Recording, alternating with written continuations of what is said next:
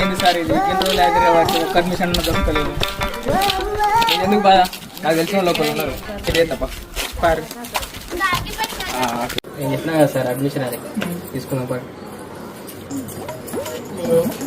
మన మండలం మొత్తంలో మనదే పెద్ద స్కూల్, వేరే స్కూల్ లేనే లేదు ఇంత పెద్దది. మళ్ళీ ఇంగ్లీష్ మీడియం పెట్టింది కూడా మనదే ఫస్ట్, వేరే దాంట్లో లేనే లేదు అసలు.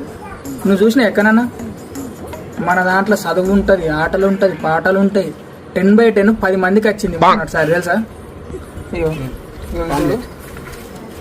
అయ్యో ఇట్లా ఫోటోలు కూడా ఇస్తారు మన దాంట్లో. వేరే వాళ్ళు వెళ్ళడానికి ఇట్లా ఫోటోలు వేయక చూసినావు నువ్వు.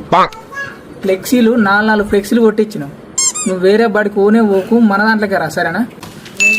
మనకు ఎడ్యుకేషన్ ఫీజు కూడా తక్కువ మన దాంట్లో. నీకు మాత్రమే 50% డిస్కౌంట్, వాళ్ళకి చెప్పకు.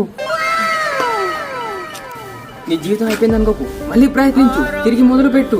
నువ్వు తలుచుకుంటే ఐఏఎస్ ఐపీఎస్ కూడా అవ్వగలవు. మా దాంట్లో ఆల్రెడీ ఐఐటి కోచింగ్ కూడా స్టార్ట్ అయింది తెలుసా. నువ్వు తలుచుకుంటే నేను వదిలేసిపోయిన నీ పిల్ల కూడా తిరిగి రావాలి, అర్థమైందా.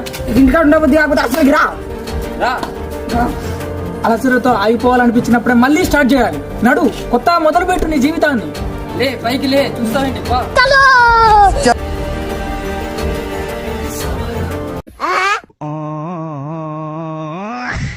अबे साले